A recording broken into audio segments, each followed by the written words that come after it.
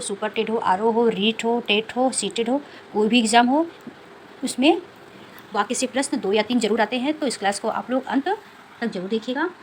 तो आज हम लोग देखेंगे वाक्य की परिभाषा, वाक्य के भाग, अर्थ के आधार पर वाक्य, रचना के आधार पर वाक्य कितने होते हैं, तो सबका आज हम लोग विस्तृत अध्ययन करेंगे। तो चलिए बिना देरी किए शुरू करते हैं। सबसे पहले देखेंगे वाक्य रचना की क्या देखेंगे, परिभाषा। वाक्य कहते किसे हैं? वह शब्द समूह जिसमें पूरी बात समझ में आ जाए, वाक्य कहलाता है। क्या है? वह शब्द समूह जिसमें पूरी बात समझ में आ जाए, वाक्य कहलाता है।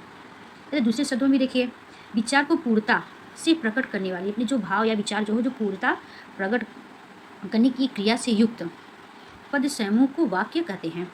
सरल शब्दों में देखते हैं, सार्थक शब्दों का व्यवस्थित रूप। क्या है? सार्थक शब्दों का व्यवस्थित समूह जिससे अपेक्षित अर्थ प्रकट हो, वाक्य कहलाता है। ठीक है, जैसे विजय खेल रहा है, या राम खेल रहा है, या सीता नाच रही है, सीता खाना खा रही है, ये वाक्य है। अब चलिए देखते हैं वाक्य के भाग या वाक्य के अंग। वाक्य के 2 भेद होते हैं, एक उद्देश्य, दूसरा विधेय। अब उद्देश्य कहते किसे हैं? वाक्य में जिसके विषय में कुछ कहा जाए, उसे उद्देश्य कहते हैं। अब सरल शब्दों में देखते हैं, जिसके बारे में कुछ बताया जाए उसे उद्देश्य कहते हैं। जैसे पूनम किताब पढ़ती है, सचिन दौड़ता है, सचिन खाना खाता है, राम जा रहा है, स्कूल जा रहा है, या राम पढ़ाई कर रहा है, तो ये सब क्या है? ये उद्देश्य के उदाहरण है। अब उद्देश्य के भाग देखते हैं। उद्देश्य के कितने भाग होते हैं? उद्देश्य के 2 भाग होते हैं, एक कर्ता, दूसरा कर्ता का विशेषण। अब देखते हैं विधेय। हम लोगों ने क्या पढ़ा इसके पहले? उद्देश्य। अब देखेंगे विधेय क्या है। विधेय किसे कहते हैं? उद्देश्य के विषय में जो कुछ कहा जाता है, उसे विधेय कहते हैं। अब उद्देश्य होता क्या? उद्देश्य मतलब जो कर्ता हो उसे उद्देश्य कहा जाता है। जैसे पूनम किताब पढ़ती है, तो इसमें पूछा जाए कि इसमें उद्देश्य क्या है, तो इसमें पूनम क्या उद्देश्य है, मतलब जो कर्ता होती है वही उद्देश्य है। ठीक है। अब दूसरे शब्द में देखेंगे कि वाक्य के कर्ता या उद्देश्य को अलग करने के बाद, वाक्य के कर्ता कौन होता है? उद्देश्य को अलग करने के बाद वाक्य में जो कुछ भी शेष रह जाता है वह विधेय कहलाता है। जैसे पूनम, हम लोग इसको, ये उद्देश्य हो गया। इसके बाद जो भी बता किताब पढ़ती है, ये क्या हो गया आपका? ये तो ये विधेय हो गया, और ये उद्देश्य आपका हो गया पूनम। जैसे लंबे लंबे बालों वाली लड़की अभी अभी एक बच्चे के साथ दौड़ते हुए इधर आई। ठीक, चलिए आगे बढ़ते हैं। अब देखते हैं कि विधेय के कितने भाग होते हैं। उद्देश्य के लोग देखिए कितने भाग होते हैं। उद्देश्य के 2 भाग थे।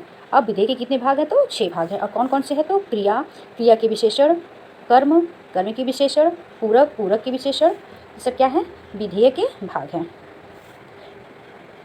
अगर आपको ये सब याद होगा, क्रिया के विशेषण, कर्म, तो आप लोग विधेय को अच्छे से, प्रश्न में भी आता है कि कोई वाक्य दे दिया जाएगा, उसमें पूछा जाएगा कि ये इसमें से विधेय कौन सा है। अगर आप विधेय के बारे में जानते रहेंगे तो अच्छे से आप लोग बता लेंगे। अब देखते हैं वाक्य, उद्देश्य और विधेय कैसे पहचानेंगे आप लोग। गाय घास खाती है, तो क्या हुआ? घास खाती है, ये क्या हो गया? विधेय आपका। इसमें दिया ना क्रिया की विशेषण, कर्म, ये सब है ना, तो इसको आप लोग पहचान जाएंगे क्या लिखा है। घास खाती है, एक तरह से कर्म हुआ, इसका क्रिया हुआ, इसको विधेय, और गाय क्या है? कर्ता है, तो कर्ता को क्या माना गया है? उद्देश्य। ये क्या हो गया? गाय उद्देश्य हो गया, और घास खाती है ये आपका विधेय हो गया। अब हम लोग देखेंगे वाक्य के भेद। इसके पहले हम लोगों ने वाक्य के अंग को पढ़ लिया, तो विधेय और उद्देश्य के कितने भाग होते हैं? 2। तो विधेय के कितने भाग होते हैं? तो 8 कौन कौन से होते हैं ये सब पढ़ लिए। तो अब इसके आगे हम लोग देखेंगे वाक्य के भेद। अब रचना के आधार पर वाक्य कितने प्रकार के होते हैं? तो रचना के आधार पर वाक्य 3 प्रकार भेद होते हैं। पहला साधारण या सरल वाक्य, दूसरा मिश्रित वाक्य, तीसरा संयुक्त वाक्य।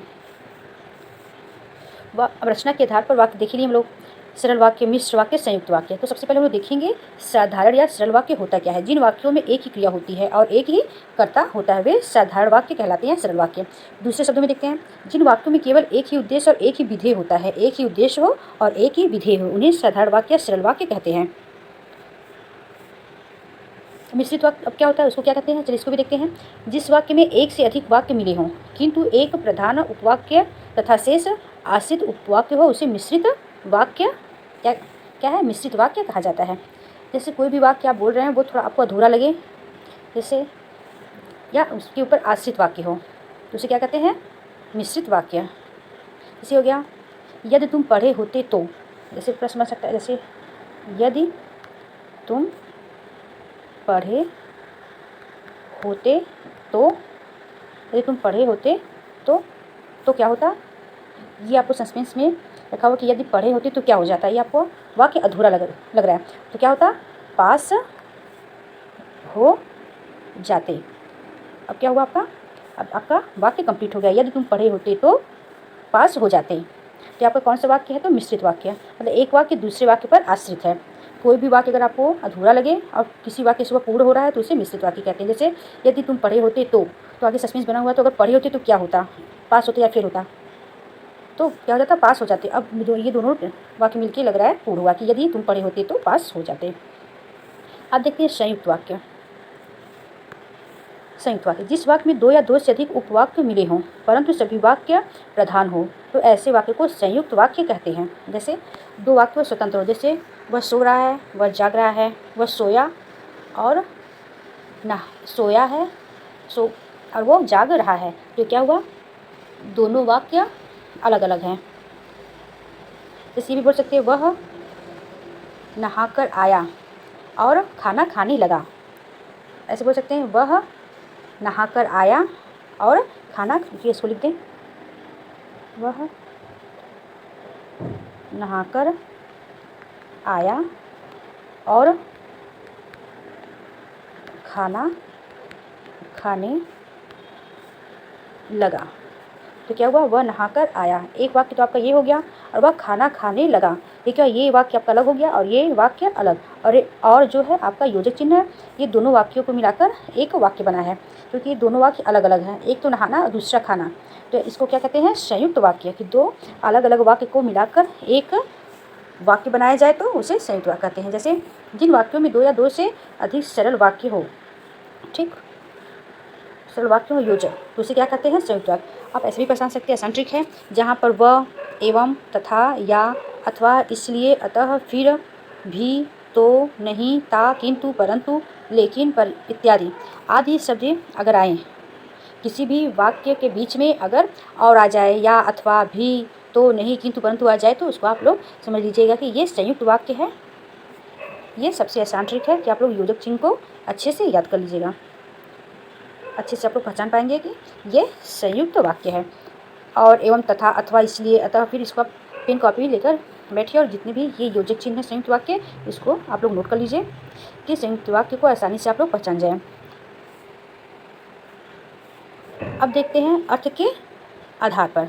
अर्थ के आधार पर वाक्य मुख्य रूप से 8 प्रकार के होते हैं। कौन कौन से होते हैं, जैसे प्रश्न ये भी बन सकता है, कोई भी एग्जाम हो कि अर्थ के आधार पर वाक्य कितने प्रकार के होते हैं, तो 8 प्रकार के होते हैं। कौन कौन से होते हैं, सरल वाक्य, निषेधात्मक वाक्य, प्रश्न वाक्य, आज्ञावाचक वाक्य, संकेतवाचक वाक्य, विस्मयबोधक वाक्य, विधानवाचक वाक्य या इच्छावाचक वाक्य। अब देखते हैं सरल वाक्य में क्या है, वे वाक्य जिनमें कोई बात साधारण ढंग से कही जाए वह सरल वाक्य कहलाते हैं। जैसे राम ने बाली को मारा, राधा खाना बना रही है, तो ये कौन सा है, सरल वाक्य। और निषेधात्मक वाक्य कैसा होता है, जिन वाक्यों में किसी काम के न होने या न करने का बोध हो उन्हें निषेधात्मक वाक्य कहते हैं। जैसे आज वर्षा नहीं होगी, मैं आज घर जाऊँगा। प्रश्नवाचक वाक्य क्या होता है, वे वाक्य जिनमें प्रश्न पूछने का भाव प्रकट हो वह प्रश्नवाचक है। जैसे राम ने रावण को क्यों मारा, तुम कहाँ जा रहे हो, ये प्रश्नवाचक वाक्य है।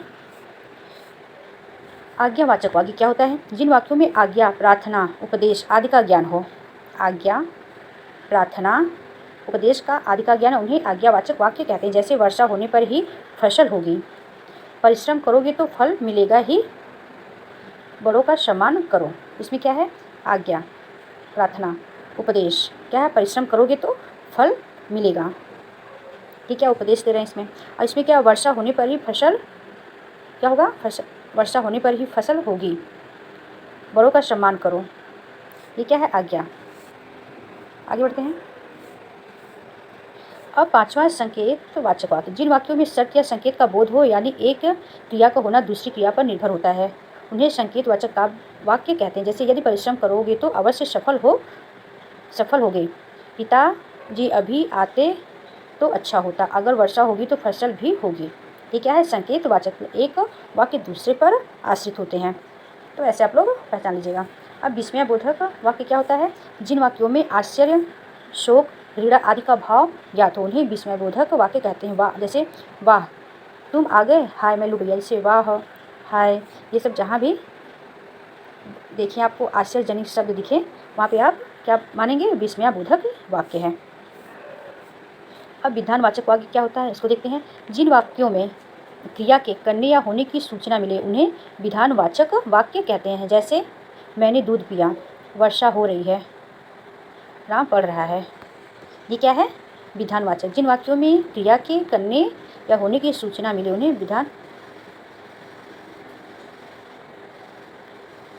विधानवाचक वाक्य कहते हैं। जैसे वर्षा हो रही है, क्या हो रहा है, यह कार्य की सूचना मिल रही है कि हाँ वर्षा हो रही है। मैंने दूध पिया, ये भी इसमें पता भी चल रहा है कि हाँ इसमें कार्य हो रहा है कि मैंने दूध पिया है। क्या हो रहा है, राम पढ़ रहा है, क्या कार्य हो रहा है, राम पढ़ रहा है।